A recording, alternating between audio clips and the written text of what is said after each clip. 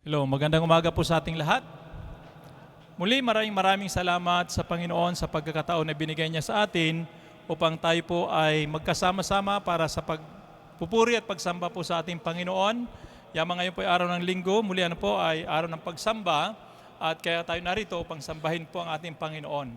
At bahagi po ng ating pagsamba ay ang pag-aaral at pagbubulay-bulay ng kanya po mga salita. Kaya ngayon sa umaga ito, tayo po ay dadako na po sa pag-aaral ng salita ng Diyos. At sa umaga ito ay ipagpapatuloy lamang po natin yung ating pong series na pinag-uusapan patungkol po sa paggamit ng ating Panginoon sa salitang I am. So, bali natalakay na po natin ang maraming mga statements ng ating Panginoon na gumamit po siya ng salitang I am at isa na lamang po o dalawa na lamang po ang ating pong hindi po natatalakay. At yan ho yung, sa umaga ito, ang ating tatalakayin ay I am the true vine. Okay? So, ang ating pong teksto na babasahin ay sa John chapter 15 verse 1 hanggang verse 7 lang muna tayo. At kung kayo po may Biblia, samahan niyo kung buksan ito at babasahin po natin. Okay naman, ay sundan na lang po natin diyan sa ating pong screen. Okay? Sabi rito, I am the true vine and my Father is the vine dresser. Every branch in me that does not bear fruit, He takes away. And every branch that does bear fruit, He prunes, that it may bear more fruit. Verse 3, already you are clean because of the word that I have spoken to you. Abide in me, and I in you, as the branch cannot bear fruit by itself, unless it abides in the vine. Neither can you unless you abide in me. Verse 5, I am the vine, you are the branches. Whoever abides in me and I in him, he it is that bears much fruit. For apart from me, you can do nothing. Verse 6, if anyone does not abide in me, he is thrown away like a branch and withers, and the branches are gathered, thrown into the fire, and burned. Verse 7, if you abide in me, and my words abide in you, ask whatever you wish, and it will be done for you. Pagpalain po ang pagkabasa ng salita ng Diyos. Bago tayo magpatuloy, tayo muna sumaglit na yumuko at manalangin. Hallelujah. Purihin ko Diyos, aming Ama, sambahin po ang iyong dakilang pangalan. Luwalatiin kayo sa oras nito, aming Ama.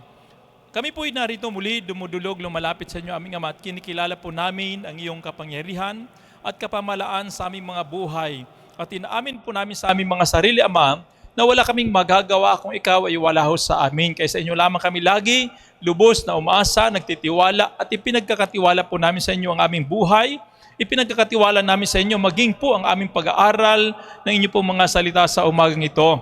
Dalangin po namin ang paghahari ng iyong Santong Espiritu at pamamayani ng Banal na Espiritu sa aming pong kalagitnaan. Kayo po ang manguna, magturo sa amin, magpalaw sa amin, aming Ama. Kaya mo na ang iyong mga salita naming pag-aaralan at tatalakayin sa mga ito ay maging daan o panglalo pa kayong Panginoon, maging malapit po sa inyo at lumago, umunlad at mamunga ang aming pong mga buhay.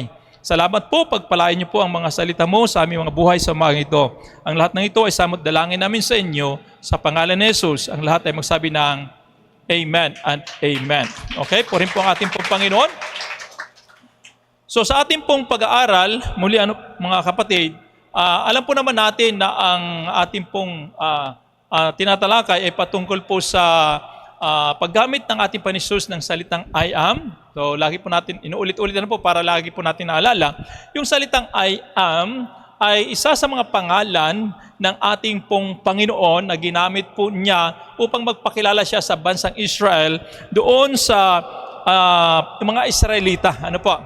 Pinakilala sa pamamagitan ni Moises ang Diyos sa pamamagitan ng paggamit po ng salitang I am. Kaya nung tinanong po ni Moises sa Panginoon, Panginoon, kung halimbawa magtanong po ang mga Israelita sa akin kung ano po ang pangalan ho ninyo at kung sino ang nagsugo sa akin, anong sabi po ni Moises at anong sabi ng Panginoon?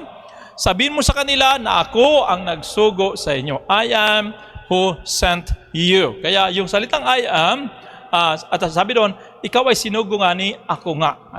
You have sent by I am. Okay, ngayon, pagdating sa New Testament, ay ginamit din po ito ng ating Panginoon Jesus. noong nakipag-usap, talastasan po ang Panginoon Jesus doon sa mga Pariseyo. Ano po? At ang tanong po ng mga Pariseyo ay, bakit mo nasabi na ikaw ay mas nauna pa kay Abraham? Ano po? Mas nauna pa kay Abraham. Kaya nga sabi ng Panginoon Jesus, before Abraham was, I am. Yan. Bago dumating si Abraham, ay ako na. Okay? Kaya nga ho, ay kung atin pong titingnan, ay itong mga salitang ito ay pagsasabi ng ating Panginoon Jesus mismo na siya mismo ay talagang Diyos. Ano po? Kaya sa pagdating sa New Testament, sa aklat po ng Juan, ay ginamit po ng Panginoon Jesus ang salitang I am ng 7 beses. Ano po? At yung pangwalo ay mababasa po natin doon sa Book of Revelation. Okay? So ngayon, sa pagpapatuloy ng ating pong pag-aaral, ano po, dito, nung nakaraan tinalakay po natin yung patungkol sa John chapter 14, nang sinabi po ng Panginoon Jesus, I am the way, the truth, and the life. Naalala niyo ba yun? Ito yung karugtong kasi nasa John chapter 15 na po tayo ngayon. Ano po? Dito sa John chapter 15, sabi niya, Jesus now instructed His disciples on 3 vital relationships. Ano po? At una, ano po yung gusto ipakita ng Panginoon Jesus dito? Una, sabi ng Panginoon sa kanyang mga alagad, they were to be rightly related to Jesus. Ano po? Kaya bababasa natin sa verse 1 ng chapter 15 hanggang verse 10. Gusto ng Panginoon Jesus na kayo dapat ay magkaroon talaga ng mas malapit na kaugnayan ho sa akin. Pangalawa, gusto rin sabi ng Panginoon Jesus na kayo rin po bilang mga alagad ko ay magkaroon kayo ng maayos na kaugnayan sa isa't isa. Kaya nga ho, ano po, magmahalan kayo sa isa't isa. And then, sabi rin doon, yun mababasa natin sa verse 11 hanggang 17, ano po. At ang pangatlo, sabi doon, they are to be rightly related to the world. Kayo rin po, bilang mga alagad ko, ay dapat magkaroon kayo ng tama na kaugnayan sa mundo. Okay? Tamang kaugnayan sa mundo. Hindi ibig sabihin na pakipag-compromise sa mundo, kundi tamang pakipag-ugnayan. Ha? Kaya dapat alam po natin yun as Christian kung paano tayo makirelate sa mundo. Mayroon hong tamang pakipag-ugnayan sa mundo. Hindi po yung porke narito sa mundo ito ay makikipag-compromise na lang tayo sa mundo ito. Okay? So mababasa natin yun sa John chapter 15 verse 18 hanggang chapter 16 verse 4. Okay? So at the same time, sa pagtuturo at pagbibigay ng instruction ng Panginoon ano po sa kanila, nagbigay rin po ang Panginoon ng respective duties nila. Ano po? 3 respective duties mula doon sa mga chapter 15. Ano po? Ang duties po nila, ito ngayon, ano po? Una, to remain. Ano po? Manatili kayo sa akin, sabi ng Panginoon. Yung sa ibang translation ay abide po ang ginamit instead na remain. Ano po? Pero pareha lang naman po yun. Ano po? To abide or to remain. Pangalawa, to love each other. Yun ang kanilang duties. Ano po? Yung tungkulin ng mga alagad. Okay? And pangatlo is to testify to the world. Kaya nga yung pag-relate po natin sa mundo, hindi yung to compromise the world, but to testify to the world. Okay? So napaka-importante po yan. Ano po? Okay? Once again, sabi rito, yung salitang I am the true vine is one of the 7 great I am statements of Jesus in the book of John. Okay? Isa sa mga dakilang statement, I am statement ng ating Panginoon Jesus sa book of John. Okay? So, kung ating pong papansinin, yung salitang binanggit, ginamit ng Panginoon Jesus, I am the, ano sabi? I am the true vine. Hindi niya sinabing I am the vine. Bago sabi niya, I am the true vine. Bakit true vine? Kasi mayroon po talagang God's chosen vine. Okay? At sino po yun? Iyon walang iba kundi ang Israel. Israel was God's chosen vine in which He lavished care and attention. Ano po? Talagang sobrang minahal, inalagaan at binigyan ng pagpapahalaga o attention itong bansang Israel. Ano po? Sila po'y binigyan ng Diyos ng pagpapahalaga. Alam po naman natin yun sa kasaysayan sapagkat sa dami-dami ng bansa sa mundo, ang bansang Israel ang binigyan ng Diyos ng pagpapahalaga at atensyon. Kaya ang sila po ay piniling bansa. Ano po? Kaya lamang, ito yung mga salitang ano po, ang tawag ko doon ay mga, hindi parable, kundi ito ay metaphor. Yan, pag sinabing metaphor, ito yung pagsasalita ng isang bagay na tumutukoy sa iba. Halimbawa, ang bansang Israel ay tinutukoy na vine. Yan, vine. Vine ang ginamit ng Biblia, pero ang tinutukoy talaga ay hindi po yung vine o puno, kundi ang bansang Israel. So sa Biblia actually, marami tayong mababasa na patungkulo sa pagiging vine ng Israel. Marami po sa Old Testament. At bibigyan ko lang kayo ng isa, itong Jeremiah chapter 2 verse 21. Sabi doon, "Yet I planted you a choice vine, who live of pure seed. How then have you turned degenerate and become a wild vine?" Sabi doon, itinanim ka kayo bilang pinili talagang puno. Yun ho ay tumutukoy sa bansang Israel. Talagang galing ho sa pure seed. Pero sabi, bakit nangyari? Bakit kayo ho ay naging wild vine? Di ba? So, alam naman natin ang kasaysayan at kwento ng Biblia na ang Israel ay tinuring na talagang tunay na sila po'y bayan ho ng Diyos. Pero pagamat sila ay bayan ng Diyos, dumating sa point na sila po ay tumalikod sa Diyos. Di ba? Nagkaroon ng problema ho sa kanilang relasyon sa Panginoon. Okay? Kaya nung pinili ho ng Diyos ang bansang Israel, ang inaasahan talaga actually ng Diyos sa bansang Israel ay walang iba kundi yung prutas o fruit. God longed for fruit in Israel. But ano ba na-produce nila? Sabi to, but they produced rotten fruit. Umaasa ang Panginoon na sila po ay mamunga, pero ang ibinigay mo nila ay, bulok na bunga. Nakita na kayo ng bulok na bunga? Nakakain na ba kayo ng bulok na bunga? Siyempre, hindi na kinakain, di ba? So, hindi ho maganda ang naiproduce ng bansang Israel. Okay? So, kaya ano po yung talagang inaasahan po ng Diyos sa bansang Israel?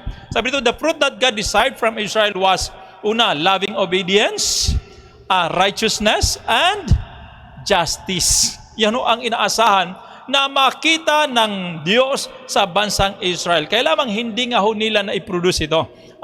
Yun ay mababasa natin sa Isaiah chapter 5, verse 1 hanggang verse 7. Actually, pero yung verse 7 na lamang po ang ating babasahin. Sabi doon, "For the vineyard of the Lord of hosts is the house of Israel." Okay? "And the men of Judah are his pleasant planting." So pag pinag-usapan po natin yung Israel at saka Judah, iisa lang ho ang ibig sabihin noon, mga Hudyo po yan. Isa lamang po ang ibig sabihin po noon. Kailan ho mayroon pong tawag na Judah, mayroon pong tawag na Israel, kasi dumating nga sa point na ang bansang Israel na yung United Kingdom ay nahati po yung sa dalawa. Naalala niyo po, pagkatapos ng paghahari ni Haring Solomon, kay Solomon ay United Kingdom pa. Pagkatapos ni Solomon ay naghari po yung kanyang mga anak na 2 buwang, si Jeroboam at saka si Jeroboam. Ayun, nahati po yung dalawa, yung 12 tribo. Nahati po, nagsama-sama yung 10, nagsama-sama yung 2, si Benjamin at saka si Judah.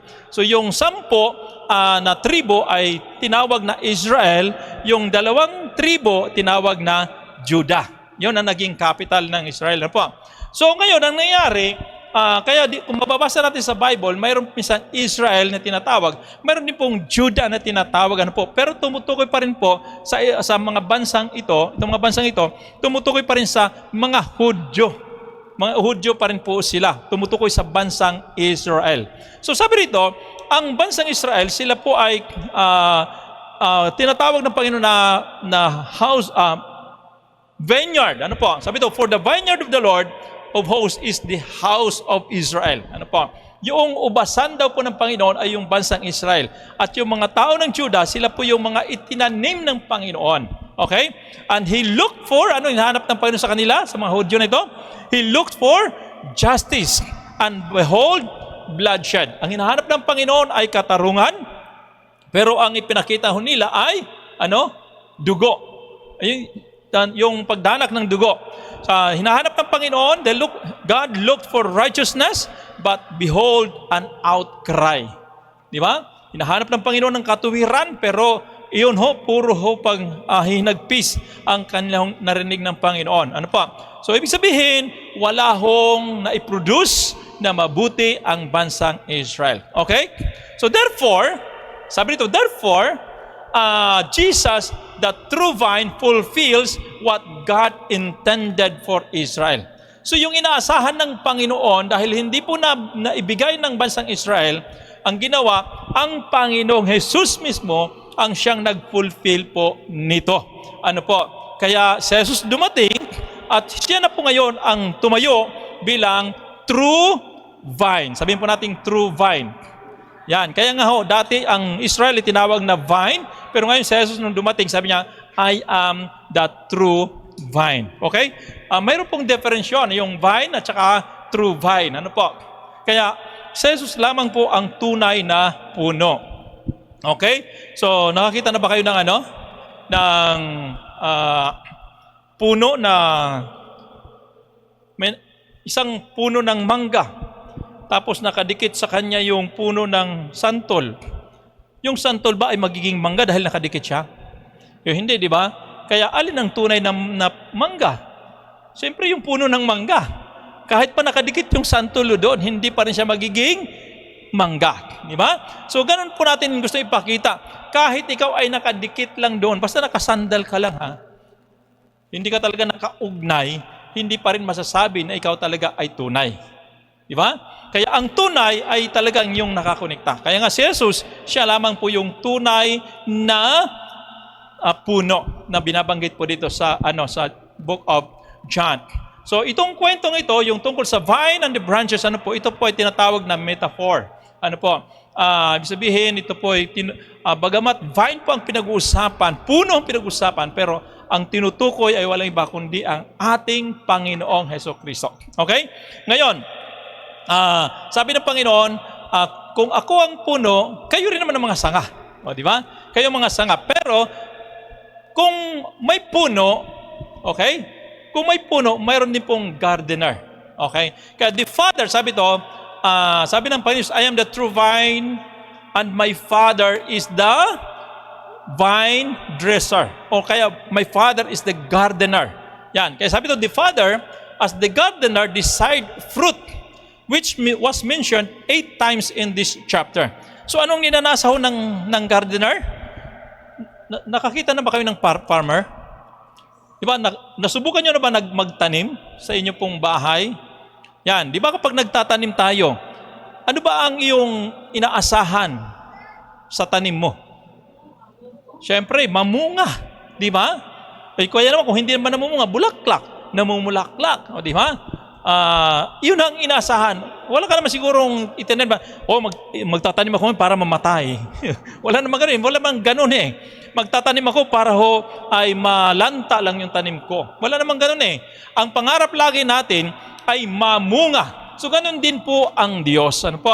Nung siya po ay tinawag na gardener dito, inaasahan niya ang bunga. Kaya nga pagdating sa chapter 15 ng Book of John, ay binanggit po ito ng 8 beses yung salitang fruit. Okay? Pero yung fruit na ito natin ay naasahan ng Panginoon kung ating titingnan sa Book of John, ito ay mayroon pong progression. Okay? Kaya kung ating babasahin ng verse 2, sabi doon, fruit ang binanggit. Verse 2 pa rin, mabawasan natin more fruit. At pagdating sa verse 5 at sa verse 8 ay much fruit. Okay, basahin po natin yon. Sabi ron, every branch in me that does not bear fruit ang binanggit he takes away. And every branch that does bear fruit, ano ba, pansin natin? Fruit lang ginagamit, every branch that does bear fruit, he prunes, that it may bear more fruit. Okay? Sa verse 5, kung ating babasahin verse 5, I am divine, you are the branches, whoever abides in me and I in him, he it is that bears much fruit. For apart from me, you can do nothing. Ganun sa verse 8. Sabi doon, by this my Father is glorified, that you bear much fruit. and so prove to be my disciples. So ano pong napansin natin? So ang hinahanap ng Panginoon sa atin ay, una, bunga. Okay? So hindi lang basta bunga, kundi ano pa? Maraming bunga. At hindi lang basta maraming bunga, kundi sagana sa bunga. Di ba? Much fruit. So ngayon, yun talagang inaasahan sa atin. Kaya ang tanong natin ngayon sa ating mga sarili, may bunga na ba tayo? Isa pa lang, may bunga na ba tayo kahit isa, at least one? Yan. Pangalawa, marami na ba tayong bunga? Di ba? Pangatlo, sagana ba tayo sa bunga? Tingnan natin katabi. May bunga ba siya? Tingnan nyo kasi. Ang inyong makikita ay may bunga nga. May bunga nga. Ay, may bunga nga. Okay, so tuloy po tayo. Sabi rito, Jesus describes the secret of a fruitful Christian life. So dito sa pagpapaliwanag ng Panginoon Hesus, ipinahayag niya yung sekreto kung paano daw po maging mabunga ang isang Kristiyano. Okay, tuloy po tayo. Sabi doon, ang picture ng vine and branches, nagtuturo sa atin tungkol sa tatlong bagay. Una, connection. Pangalawa, growth. At ang pangatlo ay dependence. Okay? So, kinakailangan magkaroon tayo, dito sa picture na po ng vine and branches, syempre, nakakita naman tayo ng puno. Mayroon kasi dalawang klase ng puno na nasa isip po natin pag pinag-usapan po yung vine and branches. Maaaring puno na katulad ng mangga, na puno talaga as in, puno, na nagsasanga-sanga. Pero mayroon po isang klase ng puno na katulad po ng baging. Yung halimbawa puno ng grapes, ubas, baging lang po yon. Pero sumasanga-sanga din po siya. Yan. Kaya lang dito sa ating pong, kahit alin man doon sa dalawang iyon, ang ating nasa isip na puno, pariha lang po kasi puno at sanga ang pinag-usapan. Pero kung ating pong titingnan sa mga kwento ng Biblia, madalas ang ginagamit ng Panginoon ay hindi puno ng mangga, hindi puno ng kung malalaking puno, kundi ang ginagamit ng Panginoon ay yung puno ng ubas. Nakakita na ba kayo ng puno ng ubas? Yan. Siya po ay puno na baging siya, di ba? Baging. Vine po siya. Kaya nga, vine and branches. Na kung saan, maliit lang siya na puno, pero pagdating lumalawak po siya, dumadami po siya kasi nagsasanga-sanga. Okay? So, ang tinutukoy, okay, ang tinuturo dito sa vine and the branches ay tungkol po sa connection. Yan. Kasi nga, yung sanga noong vine na yon, kapag hindi po nakadugtong doon sa puno, mamamatay po yan. Pangalawa, yung growth. Tinitingnan din po kung ano ba ang paglago noong sanga. Kapag ito po ay nakaugpong o nakadugtong doon sa puno. At ang pangatlo, ang sanga ba kapag hindi nakadugtong? Siya ba ay mabubuhay? Siya ba ay lalago at magiging malusog? Baka hindi. Kaya ngayon ang pagtuturo ho dito, At ang keyword, okay, sabi ito, the keyword sa passage na ito ay walang iba kundi sa yung salitang abide or remain. Sabihin po natin abide or remain. Remain. Pariha lamang po ang sa ibang translation ay ginamit abide, sa ibang translation ginamit naman ay remain. Okay? So ngayon sa ating pag-aaral, unang-una, mayroong tatlong letter P na ating pag-usapan at pag-aaralan. Una, the person. Okay? Sa verse 1. Sabi doon ng Panginoon Hesus, okay, I am the true vine and my Father is the vine dresser. So, nung sinabi ng Panginoon Hesus, I am the true vine, ang tinutukoy niya, ang tinutukoy ay yung pagiging person ng ating pong Panginoon. Christ is the true vine. Okay? He is nung sinabi niyang, I am the true vine, He is the only source of spiritual life. Okay? Bakit? Kasi nga, ang buhay ay lagi hong nagmumula. Buhay ng sanga, ang buhay ng sanga ay lagi pong nagmumula ho doon sa puno. Okay? So kung wala ho yung puno, may kwenta bang sanga? Wala. Di ba? Kaya nga ho, ang sanga na wala ho na hindi nakadugtong sa puno, mamamatay po siya. Okay? So, nung sinabi ng Panginoon Jesus, I am the true vine, ang gusto niya sabihin, ako ang pinagmumulan ng tunay na spiritual na buhay. Hindi po yung religion, hindi po yung tradition, kundi si Kristo Jesus lamang ang talagang pinagmumulan ng buhay. Okay? Then, kung ating papansinin yung verse 1, ano po, sabi doon, and my Father is the gardener. Okay? Binalikan lang po natin. My Father is the gardener. So, as a gardener, yan. As a gardener, ano po ang kanyang ginagawa? Or as a vine dresser, ano kanyang ginagawa? Sabi ito, God the Father is the gardener who oversees our growth. Di ba? Siya yung nakatingin. Siyempre, pag nag-aalaga ka, ang dami mong kailangan trabahuin. Nag-aalaga ka ng tanim mo. Ano po? Ang dami mong dapat trabahuin. Anong ginagawa ng gardener pagka nagtatanim? For example, una ay nililinis niya yung lupa. Pangalawa, binubungkal yung lupa. Bakit binubungkal? Kino-cultivate para ito ay lumambot. Pero actually, sabi nga ng mga talagang ibang farmers, kahit hindi na nga bungkalin yung lupa, yung tanim, pag itinanim mo yon, kahit matigas yan, kaya niyang basagin yan eh. Di ba? Kahit nga bato kayang sirain ng roots. Di ba? Kasi nga powerful yung roots, ano po.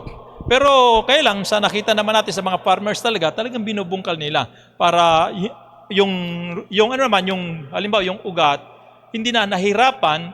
Pangalawa, yung pagbibigay ng fertilizer ay madali nilang ma-absorb. O kaya pangatlo ay kapag mayroon pong laman, di ba, hindi na mahirapan, lumalaki ho siya kasi hindi siya na-pressure. Okay? Yan. So as a gardener, ang kanyang tinitinan ay ang paglago. Okay? So inililinis, kinocultivate, tapos ano pa? Ang lupa. Tapos anong ginagawa? Siyempre nagtatanim. Di ba? Tinataniman. Ang pagtatanim ay mayroong season yan. Hindi po anytime ay talagang magtatanim ka lang. May mga panahon, kapag nagtanim ka nang wala ho sa panahon, hindi ho tutubo. Mayroong panahon. Kaya may tinitingnan hong panahon ang mga farmers. Di ba? Halimbawa, kung magtatanim ka ng, kailan tinatanim ang halimbawa pakwan? Kaya pag summer, kapag magtatanim ka ng pakwan sa panahon po ng tag-ulan, mabubulok lang siya, di ba? Kaya mayroon pong panahon ng pagtatanim. Alam po ng mga farmers yon. Tayo, na hindi farmers, hindi natin alam yon. Basta pag nakita natin, tanim lang tayo ng tanim. O di ba? Kaya nga, importante po yon sa gardener. Siya yung nakakaalam at tinitingnan niya kung ang kanyang tanim ay talagang lumalago na o kanyang mga tanim ay malusog. Ano po? Kung sakali, kung sakali yung kanyang tanim ay mayroon pong mga problema, anong ginagawa ng farmer?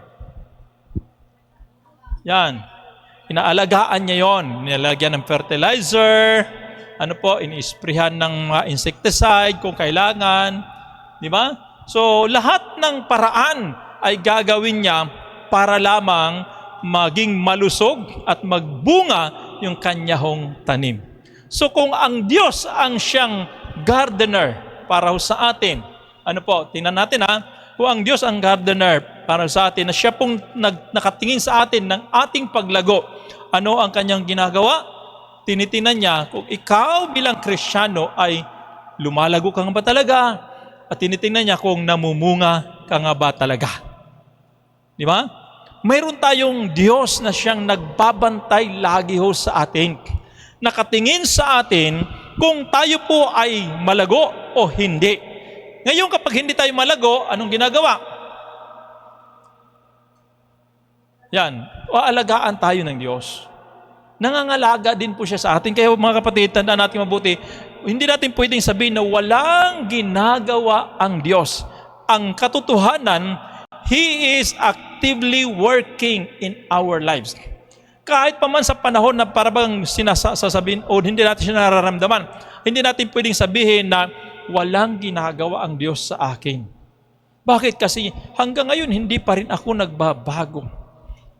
Hanggang ngayon ay wala pa rin nangyayari sa buhay ko. Para bagang walang ginagawa ang Diyos. Hindi, may ginagawa ang Diyos sa bawat isa sa atin. Ayan ba yan? He is actively working in our lives. Ano po?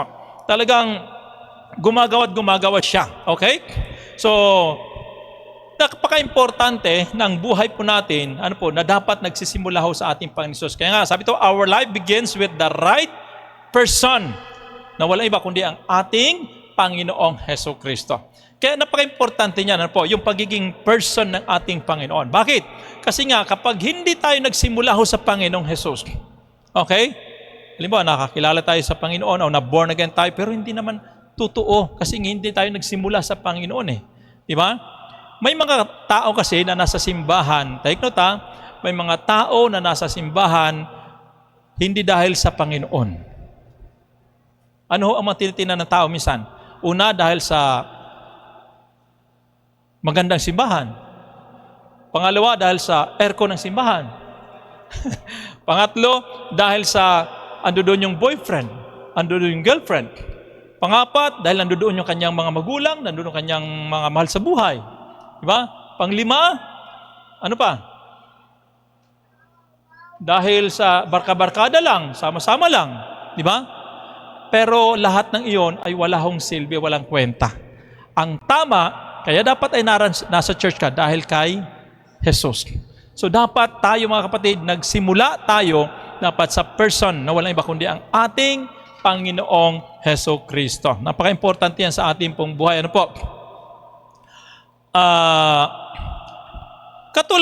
Kaya napaka-importante yung connection natin sa ating Panginoon. Katulad halimbawa ng appliances, electric fan, halimbawa. Ito, babasahin ko na lang para at least alam po natin. Sabi ito, an electric fan could be brand new, clean, and expensive. But if it is not plugged in, it won't work.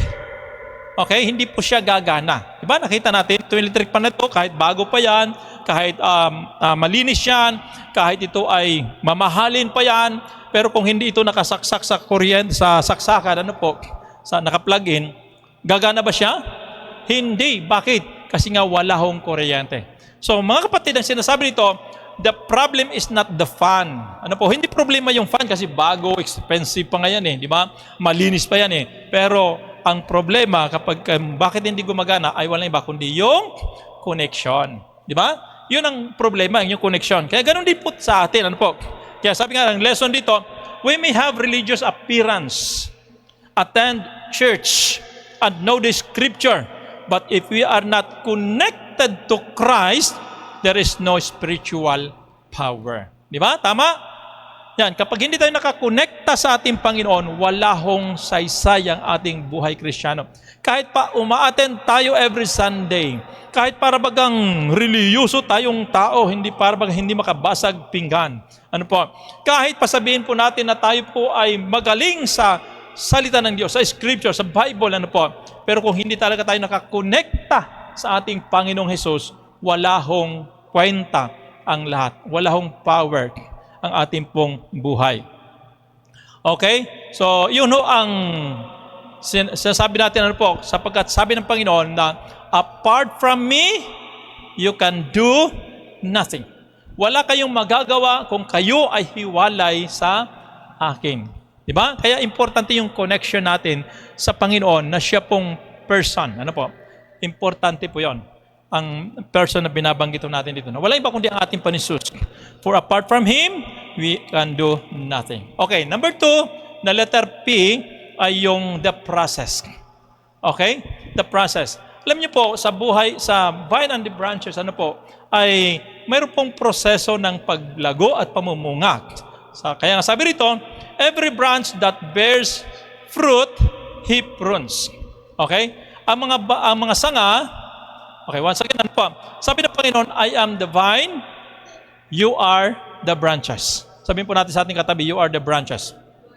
So, pag sinabing branches, tumutukoy po ito sa atin ng mga Kristiyano. Si Kristo ang puno, ang Ama ang gardener, pero tayo ang mga sanga. Ano ba ang namumunga? Puno o sanga? Yan. So, saan galing yung bunga? Sa puno o sa sanga? Sige, mamaya makikita natin kung saan talaga nanggagaling. Okay. So, dito sa proseso na ito, ang inaasahan actually doon sa vine and the branches ay yung fruitfulness. Okay? Pagiging mabunga. Fruitfulness is expected. Okay? Sabi ito, every branch is meant to bear fruit. Okay? Bawat sanga ay inaasahan talaga na mamunga. Kung ikaw yung sanga na yon, inaasahan sa iyo ay walang iba, kundi yung bunga. Yan. Kaya dapat talaga tayo ay namumunga. Ayun. Si Jacob pala ang may kasalanan eh. Huwag ka malikot dyan, Jacob. Nabunot yung sa likod. Okay. So every branch, every true branch, take note true branch, ang pinag-usapan po natin, is meant to bear fruit. Yan. Kaya inaasahan po talaga sa atin na talagang mamunga. At ang bunga na inaasahan sa atin ng Panginoon ay itong, fruit reflects Christ-like character and obedience. So kung inulit ko pa na po, saan ang galing ang bunga? Sino namumunga? Yung puno o branch? Ito pakinggan nyo mabuti. Ang bunga ay nanggagaling sa puno. Ito ho ay lumalabas sa sanga. So saan galing ang bunga? Lumalabas doon sa sanga. Kapag sanga lang at wala ho yung puno, hindi siya pwedeng mamunga. Kaya napaka-importante nung puno. Di ba? So, importante sa Jesus sa ating buhay para magkaroon tayo ng bunga. At ang bunga na hinahanap at inaasahan ng Panginoon sa atin ay yung Christ character. Di ba? At ano yung character ng Panginoong Hesus? Ano yon? Okay. Maliban sa obedience, ang character actually ng Panginoong Hesus ay mababasa po natin sa Galatians chapter 5 verse 22. The fruit of the Holy Spirit. Di ba? Ito yung fruit of the Holy Spirit. But the fruit of the Holy Spirit is love, peace, joy, patience, kindness, goodness, gentleness, faithfulness, self-control. Di ba? So lahat ng ness ay kasama doon. Hindi kasama doon yung nakakainis. Yan, di ba? Lahat doon, lahat na binanggit doon, na 9 fruits of the Holy Spirit, yun yung character ng ating pong Panginoong Hesus na kinakailangan mag-manifest po sa ating buhay. Actually, sa ating pong sa ating mga pag-aaral, mayroon pong tatlong klaseng bunga na lagi yung binabanggit. Una, yung character ng ating Panginoong Hesus, the fruit of the Holy Spirit. Pangalawa, yung fruit of good works. Ibig sabihin, yung pagkatapos natin maligtas ay kinakailangan makakitaan tayo ng mabuting gawa. Kaya sabi ng Panginoon, by their fruits you shall know them. Diba? Ibig sabihin, yung kanilang mga ginagawa, doon yung makikita na talagang totoo sila, doon sa yung mga false teachers, false prophets. So ngayon, at ang pangatlo na fruit na hinahanap sa ating Panginoon, yung fruit of the same kind. Ano po yung fruit of the same kind? Kung ikaw ay Kristiyano, dapat namumunga ka rin ng Kristiyano. Kaya pag Kristiyano ka, dapat ang bunga mo Kristiyano din, nakatulad mo. Yan. Yung tatlo po yung bunga na hinahanap sa atin ng Panginoon. Pero dito, ang gusto makita ng Panginoon dito ay yung Christ-like character. At saka yung obedience po natin sa Kanya. Kasi si Jesus, kahit siya po ay Diyos, naging masunurin po siya sa Kanyang Ama. So yun din po inaasahan ng Panginoon sa atin, ng vine dresser, inaasahan sa atin na maging katulad tayo sa Panginoon Jesus, kanyang character, at maging masunurin tayo na katulad din po ng ating Panginoong Jesus. So ngayon doon sa process, sa proseso na ginagawa para maging mabunga, ginamit po yung salitang pruning. Okay? Pruning is necessary. Ano ibig sabihin ng pruning? Ayan, paglilinis. Yan, ibig sabihin ng pruning, paglilinis po siya.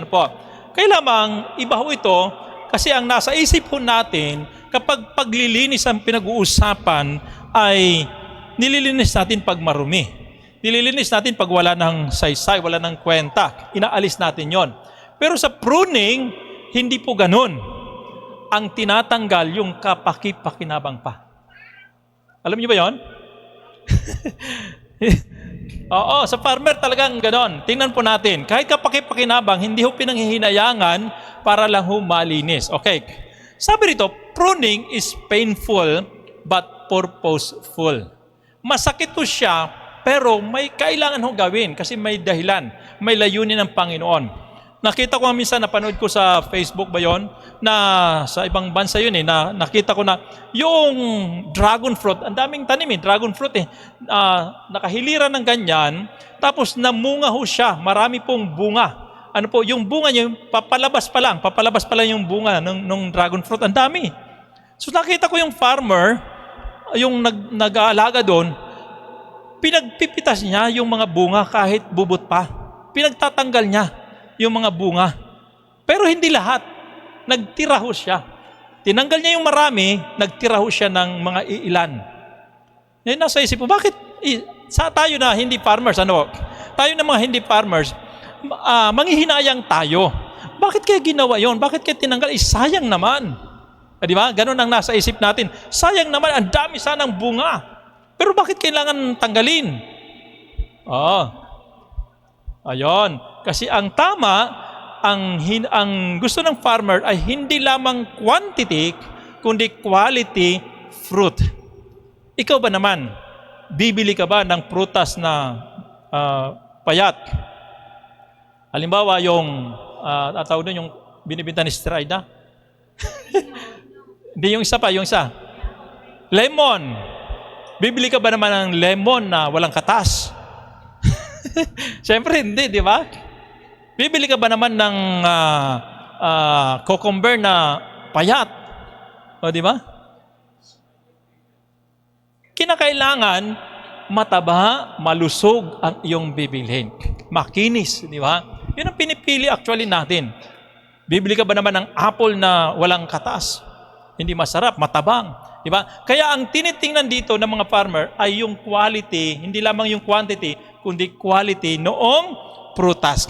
So sa atin mga kapatid ay, para sa pagtanaw natin, sayang naman, ang dami sanang bunga. Di ba? Pero hindi ho yun ang kailangan. Ang kailangan ay kahit konti, basta quality po siya. Okay? So bakit ito tinatanggal? Para yung nutrients ay nakakonsentrate lamang doon sa mga iilan. Kasi pag ito ho ay hindi tinanggal, mangyayari noon, i-distribute po sa lahat. So ang magiging resulta ay magiging malnourished yung prutas. So di ba? Ganun ho. Ikaw ba na magkaanak ng 12? O di ba? Yung 12 na yon, ang sweldo mo ay minimum lang. Kaya bang ipakain doon sa 12? Kaya dapat patayin yung iba.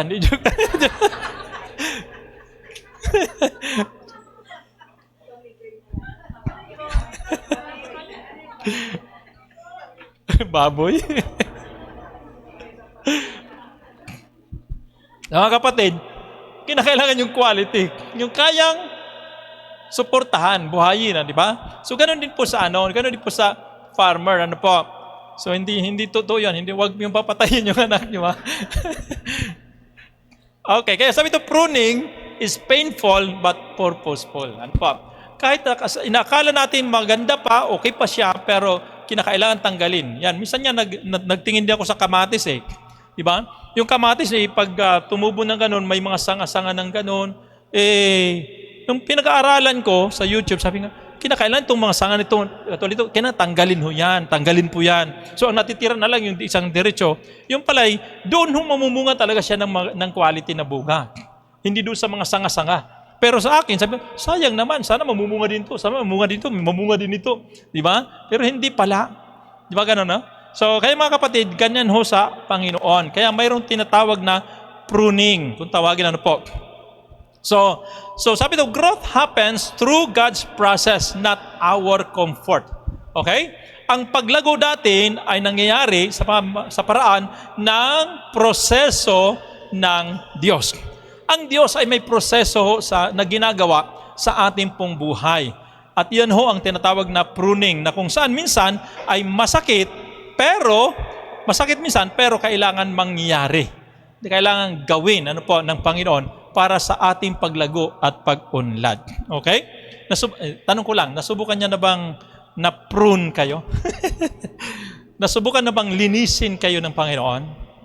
Yan, minsan tatanggalin ka sa ministeryo para lamang ho maihanda ang iyong sarili sa susunod na ministeryo.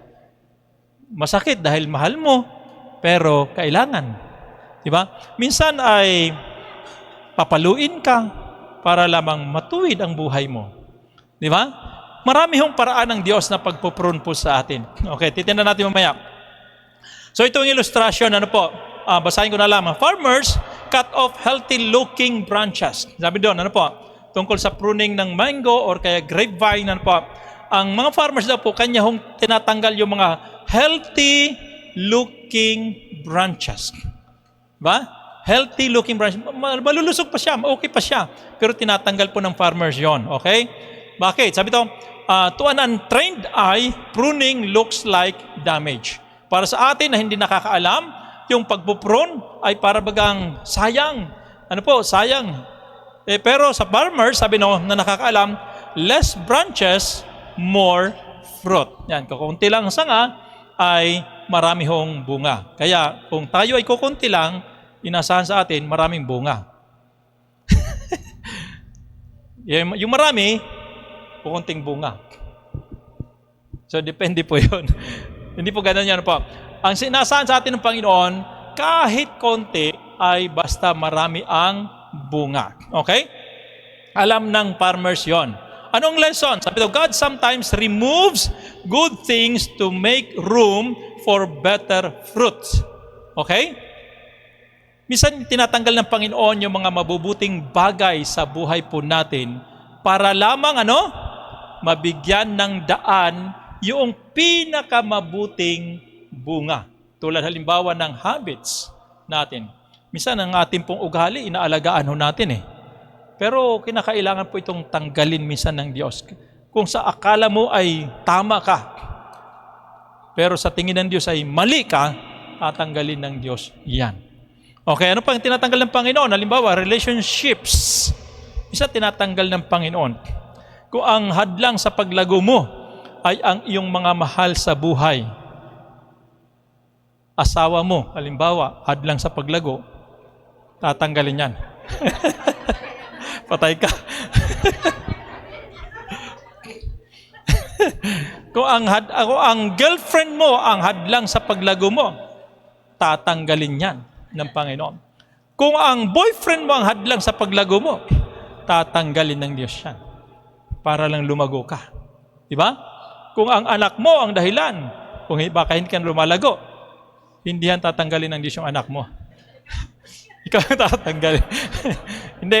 Talagang gagawan ng paraan ng Diyos yan para na sa paglago mo. Ano po? Yan, comforts.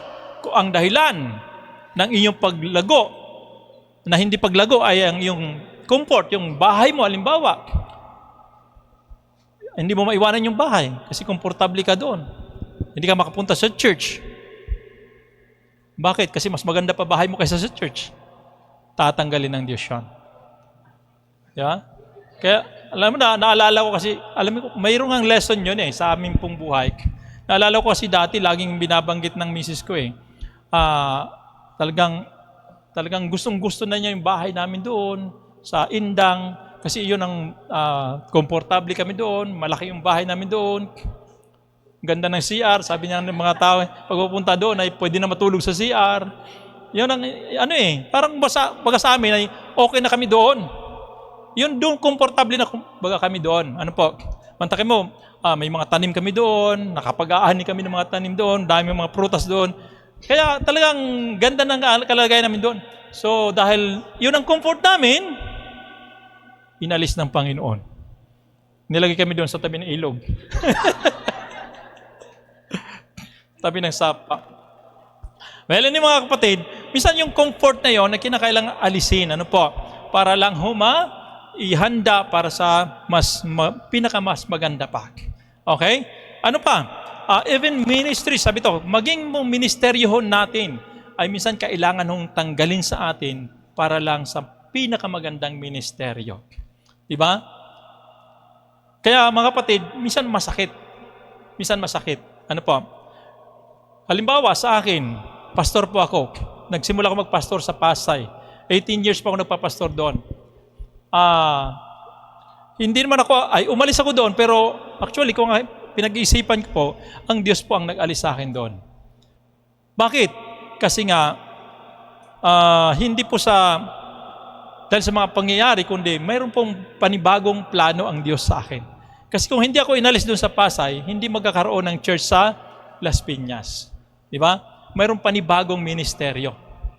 So ngayon, nung nasa Las Piñas na ako, naalis ulit ako doon, kasi kailangan ako ng San Pedro. Di ba?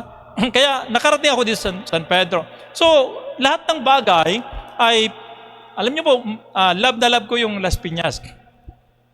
Kasi ako yung nagsimula ko doon. Siyempre, ano yan yung pioneering talaga. Lahat ng buong buhay namin ay talagang inialay namin doon. Ano po? Pero, masakit sa akin na mawala ko doon. Pero gayon pa man, ay kailangan. Dahil kailangan ako ng San Pedro, iniwanan ko po yung church ng Las Piñas. Masakit para sa akin. Ano po? Yun ay pruning kung tawagin. Ano po? Pag lilinis ng Panginoon sa atin para lamang sa isang ihanda tayo sa isang mabuting gawain. Kaya mga kapatid, tanda nating mabuti na minsan gagawin ng Diyos sa ating buhay yan. Ang proseso ng ating pong Panginoon. And take note, sabi to, pruning is not punishment, but it is a preparation. Okay, paghahanda ng ating pong buhay sa mas maganda pang kinabukasan, mas maganda pang gawain, maganda pang inihanda ng Panginoon sa bawat isa po sa atin.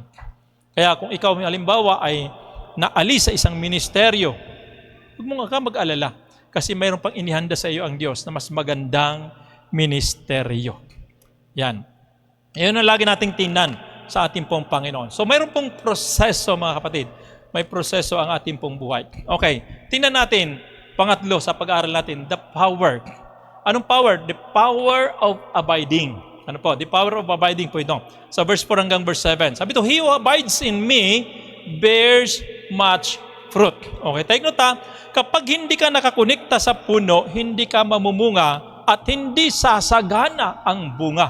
Kaya yung connection, yun yung kapangyarihan para magkaroon talaga ng tunay na bunga, magkaroon ng masaganang bunga. Hindi talaga natin pwedeng gawin ito sa sarili nating kakayanan. Kailangan natin ng connection, abiding. Okay? Kaya sabi ito, abiding brings fruitfulness. Ano po? Yung pananatili natin na nakakonekta sa puno, ito yung magdudulot sa atin ng bunga, magbibigay ng bunga. Yan. Sabi dito, constant dependence on Christ produces lasting fruit. Kapag lagi tayong nananatili kay Kristo Jesus, ito'y magbubunga ng talagang bunga na tatagal. Diba? Yung bunga na bubot, ano po?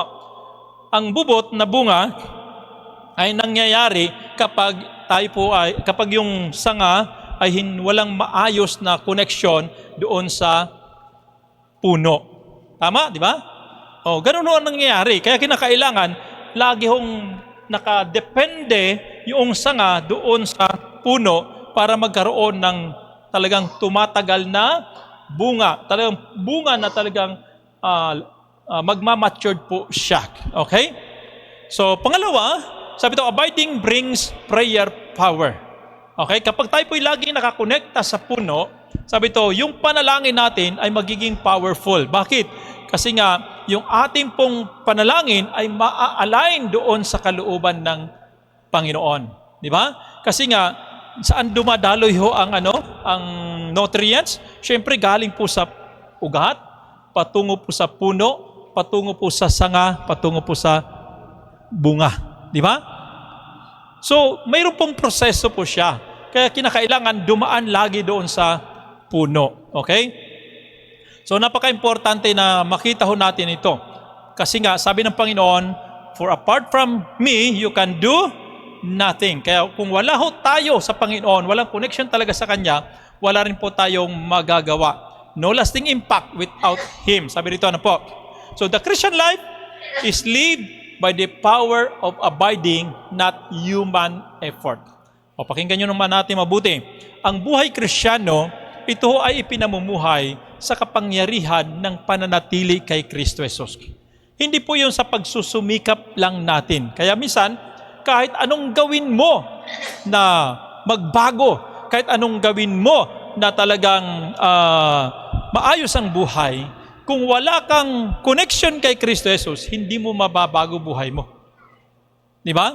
Hindi mo mababago buhay mo. Talagang mananatili ka lang, babalik at babalik at babalik ka pa rin. Kahit ilang years pa ang dumaan, ilang New Year pa ang dumaan. Ano po? Kahit sabi mo, every year ay nagkakaroon ka ng New Year's resolution, hindi pa rin mababago ang buhay mo hanggat wala kang connection kay Kristo Jesus.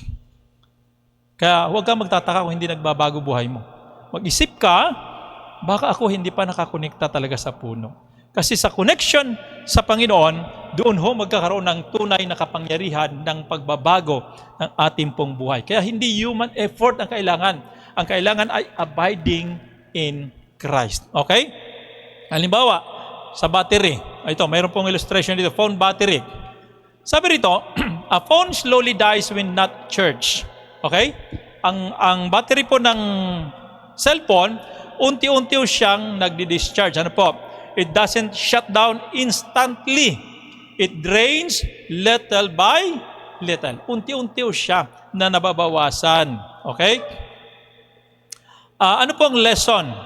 Many Christians don't fall suddenly. Diba? Tanda nating mabuti, maraming Kristiyano na bumabagsak. Uy, bumagsak siya, nagtataka na lang tayo. Pero hindi ho ganun yun. Nagsimula ho yan, matagal na. Okay? They drift slowly because they stop abiding. Yan. Kaya kung mayroon tayong nakita sa isang Kristiyano na bigla na lang nawala, bumagsak, actually, ang katotohanan niyan, matagal na ho yan nadidrain ng kanyang buhay spiritual. Di ba? Matagal na yon. Kailang dumating na talaga sa punto na nalubat na talaga siya. Nasubukan nyo na bang malubat? Lubat sa ministeryo? Di ba? Kaya pag tayo napagod sa ministeryo, ibig sabihin po noon, mayroon tayong problema noon pa. Noon pa. Ang isang pinakamalaking problema, wala ho tayong connection doon sa vine na wala iba kundi ating Panginoon Kristo. So ano dapat natin gawin para mapanatili po na mailsigla ang ating pong buhay Kristiyano? Ito po yon. Una, prayer. Lagi mag-pray. Pangalawa, laging magbasa ng Biblia. Pangatlo, kinakailangan lagi hong sumunod sa sinasabi ng banal na kasulatan. Ito ho ang magbibigay sa atin ng kalakasan o kasiglahan ng ating buhay spiritual. Diba? Ay kinakailangan lagi manalangin. Lagi hong nagbabasa ng Bible. Okay? Kaya sabi ito, connection must be continuous, not occasionally. Kaya hindi po pwedeng every Sunday ka lang may connection sa Panginoon. Kinakailangan araw-araw. Sabihin po natin araw-araw. Yan. Hindi po linggo-linggo ha. Oras-oras, minuto, dapat nakakonekta ka talaga sa Panginoon. Nasubukan nyo na bang mahiwalay sa Panginoon? Anong pakiramdam? Diba? Well, mga kapatid, yung pagkahiwalay, hindi po natin, kung totoo ang Kristiyano, ang pagkahiwalay sa Panginoon dito ay hindi po yung pagiging hindi po ligtas. O kaya hindi po yung pagkawala ng kaligtasan. Ang sinasabi dito ay ang pagka-drain mo as Christian. Diba? Matutuyo ka bilang Kristiyano. Magkakaroon ka ng pagkabagot bilang Kristiyano. Pero hindi naman ibig sabihin na mapupunta ka na sa impyerno. Diba? Kasi ang wala hong connection kay Kristo Jesus, talagang sabi doon, siya itatapon sa impyerno. Pero yung may connection, nililinis lang ho ng Panginoon yon. Diba? Ang isang halimbawa sa wala ho talagang connection ay si Judas.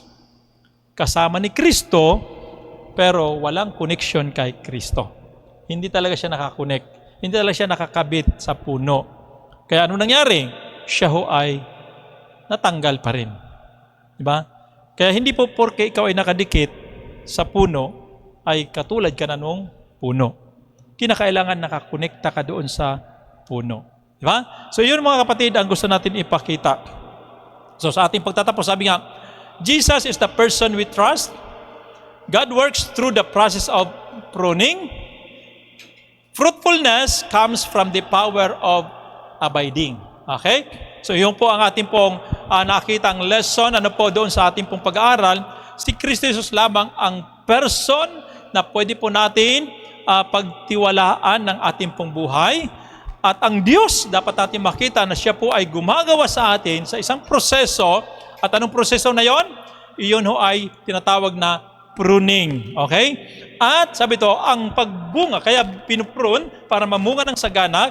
At ang bunga, ito ho ay nangyayari sa pamagitan po ng kapangyarihan ng pananatili natin doon sa puno. Ang tanong ay ganito, are we connected to the vine or just close to it? Yan. Tayo ba ay nakadugtong doon sa puno o talagang malapit lang tayo sa puno? Nakadikit lang. Magkaiba po yun, ha? Magkaiba po yung nakadugtong, magkaiba po yung nakadikit lang.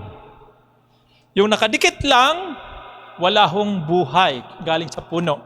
Pero yung nakadugtong, yun ho ang mayroon pong buhay. Okay? Ito pa, pakinggan natin ang buti. A branch doesn't struggle to produce fruit. Diba? Ang sanga, hindi po siya nag-struggle para makapamunga. Kasi wala ho sa atin ang take note, katulad ng tinanong ko kanina, saan ba nanggagaling ang prutas? Sa puno o sa sanga? Sa puno. Kaya ang sanga, hindi ka kailangan mag-struggle para sa pamumunga. Di ba? Ang kailangan mo lang gawin, nakaugpong ka lang doon sa puno. Kasi ang puno ang magbibigay sa iyo ng bunga. Okay? Naintindihan natin? It simply stays connected to the vine. Okay? Fruit, sabi ito, comes naturally, not forcefully. Okay? Tandaan natin hindi ho pinagsusumikapan na lumabas yung bunga. Ito ay lalabas na lang ng kusa. Lalabas na lang ng kusa. Sabihin natin, kusa. Yan, kusa magkusa kaya. Yan, lalabas na lang ng kusa. Hindi to pinagsisikapan na talagang lumabas ang bunga. Ano po? Ang kailangan, ang sekreto lang sa ito, the secret of the Christian life is not trying harder, but is staying closer and connected. Okay? So, hindi po ito pagsusumikap, kundi ito ay pananatili doon sa ating pong Panginoon. Okay? Pero nga isang kwento, muna bago tayo magtapos, sabi rito, there was a grape branch that grows strong and green on a healthy vine. Meron daw po isang sanga na lumago siya, na malakas, talagang healthy siya na sanga. Sabi to, it receives sunlight, water, and life from the vine. Nakaka-receive siya ng lahat ng nutrients. And in time, it produced beautiful grapes. Yan. Dumating sa punto na talagang nagbunga ho siya ng maganda. One day, sabi ng branch, napansin po niya na yung, para bagang yung vine, yung puno, ay wala hong ginagawa. Yun ang kanyang iniisip. So, sabi niya, I am the one holding the grapes. Ako ang humahawak dun sa bunga. I am the one exposed to the sun. Sabi niya, ako ang nainitan dito. Maybe I don't really need the vine anymore. Hindi ko na kailangan yung puno. Kasi ako naman ang namumunga. Ako naman yung kumatrabaho. Diba? Kaya anong ginawa niya? So in its pride, the branch said, I want to stand on my own.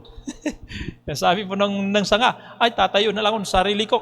Total, ako naman, nasa akin naman yung bunga. Ako naman ang nagpo-produce ng bunga. Yan. Sabi to, with one small cut, maliit lang na hiwa doon sa sanga. Sabi to, the branch was separated from the vine. Nahiwalay po siya, pero sa maliit lang. At first, nothing seemed wrong. Sa simula wala pa raw nangyari. Okay pa rin yun. The leaves were still green. The grapes were still hanging. Nandun pa rin yung bunga. Ano po?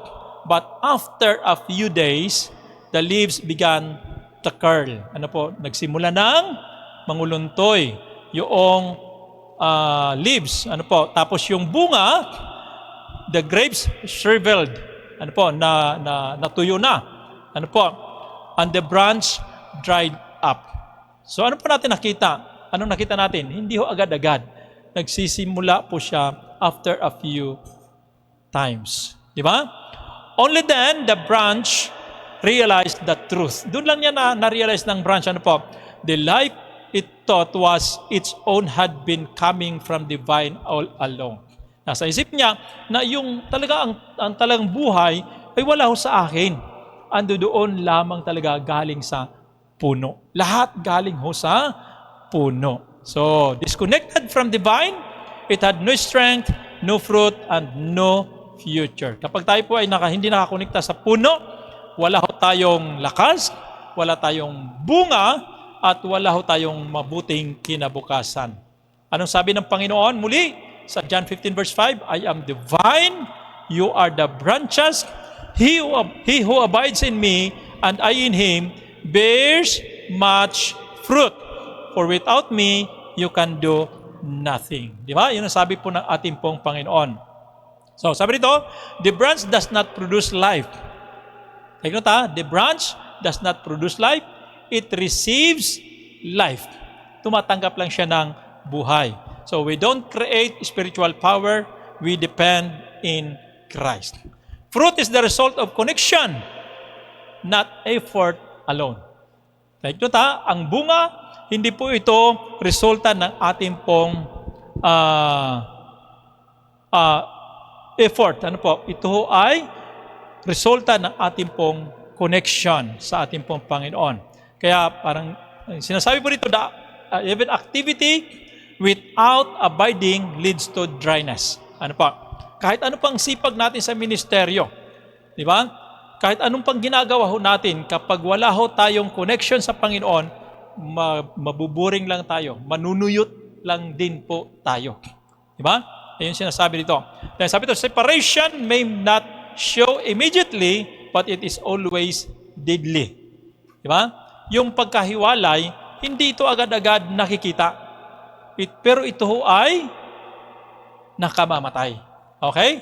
So, disconnection from Christ always leads to spiritual decay. Tama, di ba? Lagi yung humahantong yun sa kamatayang spiritual. Standing strong means staying connected. Yung nakatayo ka ng matibay, matatag, ibig sabihin po noon, nakakonekta ka lagi sa puno. Okay? Kaya true strength is not independence from Christ, but dependence on Him. So, ang tunay na lakas natin ay wala ho doon sa ating pong sariling pagsusumikap. Nasa ating pakipag-ugnayan lagi o kaugnayan lagi sa ating pong Panginoon. Many believers want the fruit of Christ without the closeness to Christ. Diba? Minsan gusto natin yung bunga, pero ayaw natin yung malapit at narugtong sa ating pong Panginoon. But we only stand when we abide. Tandaan natin ang buti, tatayo lamang tayo ng matibay at matatag kapag tayo po ay nakakonekta sa ating pong Panginoon. We only bear fruit when we remain in the vine. Okay? Mamumunga lamang daw tayo kapag tayo po ay mananatili sa puno. Anong naalala niyo sa ating pong tema nung nakaraan sa ating anniversary? Ano yung tema natin? Standing through the generations. Mga kapatid, standing through the generations begins with abiding in Christ daily. Diba? Kapag tayo po ay laging nakaugnay, nakaugdugtong, nakaugpong sa Panginoon araw-araw, doon ho tayo makakatayo sa paglipas po ng mga henerasyon. So, hindi po tayo pwedeng matinag kapag nakakonekta tayo sa Panginoon. Ano ba yan?